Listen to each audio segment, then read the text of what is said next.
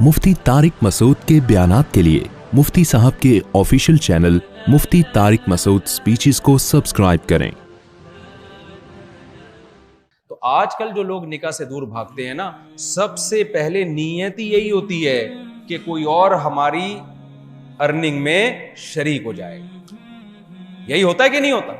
अब्बा अपने बच्चों को शादी नहीं करने देते कि कमबख्त तुझे खिला पिला के अभी बड़ा किया है, अभी तू कमाने के काबिल हुआ है, तू ला के मुझे पैसे दे, और तू बातें क्या कर रहा है कि मैं शादी करना चाहता हूं। अब्बा की तबीयत में भी क्या पैदा हो गया? बुखल, जिसको उर्दू में क्या कहते हैं? कंजूसी। अब्बा के एहतराम में मैं कंजूसी का लफ्ज इस्तेमाल नहीं कर रहा था। अब्बा भी कंजूस हो गए। मैंने ऐसे ऐसे लोगों के निकाह पढ़ाए हैं, नौजवान तो कहते हुए भी शर्म आ रही है, 30 साल, 4-6 दांत तो हो जाते हैं उस वक्त, 3 से 4 लाख रुपए तनख्वाह है। अब्बा मना कर रहे हैं, कह रहे हैं पहले स्टेबल हो जाओ, उसके बाद हम तुम्हारा निकाह करेंगे। ये वो सोच है जो अल्लाह को ना मानने वालों की सोच। और आपके सामने माशाल्लाह मिसाल है हमारे भांजे की। माशाल्लाह ये कोई बहुत, मेरा ख्याल है ऐसा ना हो रिश्ता ही ना टूट जाए, गुर्बत ऐसा नहीं, जितनी बताइए उतनी तो है। वो कहेंगे वो लड़की के अब्बा का हमें तो पता ही नहीं था इतना गरीब है। पता नहीं बताया हुआ क्या है, अल्लाह ही बेहतर जानते हैं। लेकिन मुझे पता है कोई बहुत ज्यादा नहीं है, बहुत ज्यादा नहीं, इतनी नहीं है कि जितनी में इस उम्र के लड़कों की शादी हो जाती है, इतनी नहीं है ना। अब्बा की इतनी है, इनके अब्बा की। तो तवक्कुल कर रहे हैं अल्लाह पे, एतमाद कर रहे हैं अल्लाह ताला पे। मैं एक सवाल आपसे पूछता हूं, देखो आप अपने बेटों को निकाह से मना करते हो कि महंगाई है, खिलाएंगे कैसे। इसमें आप ये भूल रहे होते हो कि आपका लड़का जिस लड़की से निकाह करता, तो उसकी जिम्मेदारी इस महंगाई में आप किसके कंधों पे डाल रहे हो? लड़की के बाप के कंधों पे। ऐसा है कि नहीं है? जब आप अपने बेटों को निकाह से रोकोगे तो इस महंगाई के दौर में बाप 6-6 बेटियां पालेगा अकेला, जबकि उस बाप का इन बेटियों से बराह रास्त कोई मफाद नहीं है, जबकि शौहर का अपनी बीवी से बहुत सारी चीजों में जरूरत और मफाद वाबस्ता होता है। तो महंगाई में ये खर्चा बूढ़े बाप पे डालना ज्यादा अच्छा है या उस जवान पे डालना ज्यादा अच्छा है जिसके घर की ये जीनत है, जिसको औलाद दे रही है और जिसके बहुत सारे काम इससे वाबस्ता हैं? तो महंगाई में निकाह की अहमियत कम होने के बजाय बढ़ गई है। और अल्लाह इंतकाम लेता है ऐसे बापों से जो अपने बेटों को निकाह से रोकते हैं। उनकी बेटियां फिर उन पे बोझ बनना शुरू हो जाती हैं। वो कहते हैं जी हमारी बेटियों की शादी होगी तो बेटे की करेंगे। ये नहीं पता कि आपकी बेटियों से जो शादी करता, उसके अब्बा भी यही सोच के अपने बेटों की शादी नहीं कर रहे कि हमारी बेटियों की होगी तो हम बेटों की। तो सब अपनी बेटियों के चक्कर में दूसरों की बेटियों का बेड़ा गर्क कर रहे हैं, और वो दूसरों की बेटियों के बेड़ा गर्क करने के चक्कर में असल में किसका बेड़ा गर्क कर रहे हैं? अब इसलिए जिसका जो जब रिश्ता मुयस्सर हो अल्लाह पे एतमाद करके, और ये जो कि इतने अंडे और इतने पराठे और इतना दूध महंगा, इसको कालू के लेटर को कहां रख दिया करो एक तरफ। अल्लाह का वादा है इयकुनु फुक़रा युग़निहिमुल्लाहु मिन फ़ज़लिही, निकाह करो अगर फकीर होगे अल्लाह अपने फजल से गनी कर देगा, अल्लाह इंतजाम करेगा। तो अल्हम्दुलिल्लाह इसकी बहुत सी मिसालें अब नजर आना शुरू हो गई। मैं ऐसी ऐसी जगहों पे 18 साल का बच्चा है, उसकी शादी कर दी अब्बा ने पकड़े। और मैंने गरीबों में जल्दी शादी का रिवाज देखा है, मालदारों में देर से। करोड़पति होंगे नहीं कर रहे होंगे। इससे साफ पता चलता है कि ये गुर्बत और महंगाई का मसला नहीं है, ये किसका मामला है? दिल का। जिसका दिल बड़ा होता है अल्लाह पे एतमाद करेगा, दिल बड़ा नहीं होता तो बुखल पैदा होता है उसकी तबीयत में। मैं तो अब बहुत घरों में जाता हूं ना, गरीबों के घरों में बच्चे नजर आते हैं, मालदारों के घरों में ना हजार गज के बंगले हैं, बच्चे मार्केट से शॉर्ट। यानी आप अंदाजा लगाओ, लेबल ये लगाया जाता है कि गुर्बत और महंगाई में हम कैसे बच्चों को पालेंगे। तो भाई ये तो फिर गरीब पे ज्यादा असर होना चाहिए ना इसका। आप तो करोड़ों के मालिक हो, जितना पैसा आएगा ग्रोथ रेशो उसी हिसाब से कम होता चला जाएगा। फिर गरीब मुल्कों से आप कराची में जाएं, पोश एरियाज में, वहां ग्रोथ रेशो कम, गरीब एरिया में ज्यादा। हालांकि गुर्बत और महंगाई से तो इनको मुतासिर होना चाहिए था। جس پہ غربت مہنگائی کا اثر ہی نہیں پڑ رہا، اس کا ریشو کیا ہو رہا ہے؟ کم. یہ کم جو ہو رہا ہے نا، یہ مہنگائی کی وجہ سے نہیں، یہ دل کے تنگ ہونے کی وجہ سے. کروڑوں اربوں روپے کما رہا ہے لیکن اتنا کنجوس ہے کہ ایسا نہ ہو مجھے اپنے بچوں کو کھلانا پڑ جائے. پھر آپ ملکوں کی طرف جاتے ہیں تو جتنے دولت مند ملک ہوں گے ان کا ریشو کیا ہے؟ کم ہے. یعنی پوری دنیا میں یہ ہے. تو اس سے پتا چلتا ہے بھائی یہ شیطان نے ایسی پٹیاں پڑھا دی ہیں، اس کا تعلق غربت مہنگائی سے نہیں ہے، اس کا تعلق اللہ پہ اعتماد اور توکل سے. جب پیسہ آتا ہے انسان کے پاس تو پیسے کی ہوس بھی آتی ہے.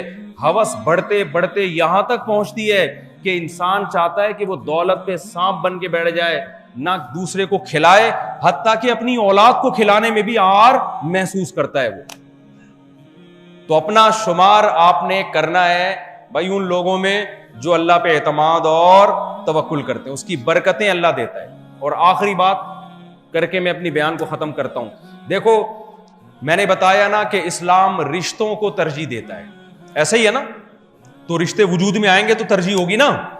تو رشتے وجود میں لانے کے عمل کو بھی اسلام مبارک قرار دیتا ہے. رشتے کس طرح وجود میں آتے ہیں؟ بولو نا یار، نکاح کے ذریعے. اس کے علاوہ تو کوئی اور طریقہ نہیں ہے نا. اس لیے اسلام نے نکاح کو کیا رکھا ہے؟ آسان. کیا رکھا ہے اسلام نے نکاح کو؟ تاکہ آسانی سے یہ وجود میں آ جائے. اب میں جلدی چند اسٹیپ بتاتا ہوں کہ ہمارے ہاں کون سے کام ایسے ہیں جن کی وجہ سے نکاح ہماری سوسائٹی میں آہستہ آہستہ مارکیٹ سے شارٹ ہوتا جا رہا ہے. یہ اللہ کا فضل ہے، مسلمانوں میں پھر بھی غیر مسلموں کی نسبت نکاح کا بہت زیادہ رواج ہے. غیر مسلموں میں تو بالکل ہی ختم، اور اس کا آگے ان کی جو نسل آ رہی ہے نا اس کو بھیانک انجام وہ دیکھ رہے ہیں. ابھی میں ایک جگہ میرا بیان تھا، وہاں کچھ بہت ساری لبرل انٹیاں بیٹھی ہوئی تھیں. لبرل انٹیاں سمجھتے ہیں نا، جو بالکل مذہب کو زیادہ نہیں. میں نے ان کو کہا کہ اچھا لبرل انٹیوں کو پھر آپ اسلام کی بات کریں ان کو سمجھ میں آتی ہے، روزے کی بات کریں، شادی کی بات کریں تو بھڑک جاتی ہیں وہ نا، ایک دم بھڑکتی ہیں جیسے پتہ نہیں. تو میں نے کہا کہ میں اب یہاں شادی کی بات کروں گا تو یہ بھڑک جائیں گی اور یہ بولیں گی کہ یار دیکھو ہمارے بچوں کو بگاڑ رہا ہے اور یہ شادی وادی کی بات کر رہا ہے. اور کچھ میں بہت سی انمیرڈ بھی تھی. ان کا خیال تھا 50-55 میں جا کے دیکھیں گے، ابھی تو ہماری لائف کو انجوائے کرنے کی ایج ہے. جیسے ہوتا ہے لبرل انٹیوں کے یہاں کہ لائف انجوائے، شوہر مہر فضول قسم کی چیز ہوتی ہے ان کی نظر میں. ابھی ہم جاب کر رہی ہیں، کما رہی ہیں. ایکچولی ان کی اردو بھی تھوڑا انگلش اسٹائل میں ہوتی ہے نا. تو میں وہاں پریشان تھا. میں نے کہا یار ان کو کیسے سمجھاؤں. میں نے کہا دیکھو غیر مسلم کنٹریز میں ہم نے بہت دیکھا ہے بوڑھی عورتیں کتے لے کے گھومتی ہیں کیونکہ ان کے پاس میاں، بولو نا، نہیں ہوتے بھی ہیں. تو اب وہ اس عمر میں کیا کرنا ہے میاں کا؟ بچے تو ہوئے ہی نہیں نا جب ٹائم تھا. تو میں نے کہا دیکھو اللہ میاں نے مسلمان عورت کو کتے کا آلٹرنیٹ شوہر دیا، بہترین آلٹرنیٹ. کتا سمجھ کے ہی کر لو یار اس سے شادی. کم از کم اتنا تو دل بہلا لے گا نا بڑھاپے میں، جتنا بڑھاپے میں انگریز کا عورت کا کتا دل بہلا، اس سے تو پھر بھی بہتر ہے نا. کیا خیال ہے بھائی؟ تو وہ سب خواتین جو ہے نا ہنسنے لگی. میں نے کہا لگتا ہے ان کی سمجھ میں بات آ گئی. میں نے کہا نہیں تو جا کے گوروں کا بڑھاپا دیکھ لو. بڑھاپے میں تنہائی دور کرنے کے لیے کیا پالتی ہیں. اور لبرل انٹیوں کے شوہر، سب کی بات نہیں کر رہا، اگر کہیں یوٹیوب پہ بیان کیا تو جو بیان سن رہی ہیں ان کے علاوہ کی بات کر رہا ہوں. ان کے شوہر ہوتے بھی کیا ہیں، بس دم کی کمی ہوتی ہے، ورنہ ان میں اور جو ان کے ساتھ سلوک ہوتا ہے نا، جو ان کے مذہب تو ہوتا نہیں نا، شوہر کے حقوق، شوہر سر کا تاج ہے، اور ہم وغیرہ وغیرہ جو شوہر کے ہم لوگ کے یہاں، ہم جیسے بے وقوفوں کے یہاں جو شوہروں کے حقوق بیان کیے جاتے ہیں، وہ پڑھی لکھی خواتین میں یہ نہیں ہوتے، وہ بالکل پیرالل. تو وہ دیکھنے میں لگتا بھی کیا ہے کتا ہی، معذرت کے ساتھ یہ ممبر پہ اچھا نہیں لگ رہا ہے مجھے لفظ. تو ان کو میں نے یہ بات سمجھائی تو شاید کسی کی اللہ کرے سمجھ میں آ گئی ہو. ایک انٹی نے تو کہا کہ بالکل آپ کی باتیں بالکل صحیح ہیں. تو جلدی سے میں بات کو سمیٹ کے ختم کرتا ہوں. پہلا کام کیا کرنا ہے، نکاح کو ہم نے کیا کرنا ہے؟ بہت آسان. مشکل کیسے ہوتا ہے؟ نمبر 1 غربت اور مہنگائی کو رکاوٹ سمجھا جاتا ہے، اس رکاوٹ کو ہم نے سائڈ پہ کر دینا ہے، ہٹا دینا. نمبر 2 استخاروں کی بھیٹ چڑھایا جاتا ہے. جب آپ پیغام لے کے جاتے ہیں ان کے مولوی صاحب استخارہ نکالتے ہیں, آپ کے مولوی صاحب استخارہ نکالتے ہیں, اچھے اچھے رشتے استخاروں کی بھیٹ چڑھ جاتے ہیں. حالانکہ استخارہ تو ایک دعا ہے, اللہ جو بہتر ہے مقدر کر دے, اس میں نکلے گا کچھ بھی نہیں. اگر نکل رہا ہے تو آپ کے دماغ کا فطور ہے. اللہ کی طرف سے استخارے میں کوئی مشورہ نہیں ملتا. حدیث میں آتا ہے اچھا تمہاری طرف پیغام آئے نکاح کا, ہاں کر دو, یہ نہیں کہا کہ استخارہ نکال کے انکار کر دو. استخارے کی حقیقت کیا ہے, میرا ایک کلپ ہے یوٹیوب پہ, استخارہ لکھ کے سرچ کریں گے آ جائے گا. استخارے کا میں منکر نہیں ہوں, لیکن دو قسم کے استخارے ہیں, ایک جو سوسائٹی میں رائج ہو گیا ہے غلط استخارہ ہے یہ, ایک جو سنت ہے وہ الگ استخارہ ہے. سمجھتے ہو کہ نہیں سمجھتے؟ دوسرا کام رشتوں کو استخاروں کی بھیٹ بولو نہیں چڑھانا. تیسری بات, اسلام میں بارات نہیں ہے, لڑکی کے ابا پہ کھانے پلانے کا خرچہ نہیں ہے, مسجد میں اعلان کے ساتھ نکاح ہو, اور کھانا کون کھلائے گا اگلے دن؟ لڑکے والے ولیمہ کریں گے. تو اس بارات کے سیٹ اپ کو ہم نے اپنی سوسائٹی سے ختم کرنا ہے. چوتھا, اسلام میں جہیز نہیں ہے. نان نفقہ گھر کے لوازمات کس کے ذمے ہیں؟ بولو شوہر کے ذمے ہیں. تو یہ شوہر ہی کے ذمے ڈال لیں, مہنگائی کے دور ہو یا وہ اس کا ہیڈ ایک ہے, یہ لڑکی والوں کا ہیڈ ایک نہیں ہے. یہ چوتھا مسئلہ ہو گیا. پانچویں بات, نکاح کی جب بات طے ہو جائے, کہیں ہو جائے تو اس میں جلدی کرنی.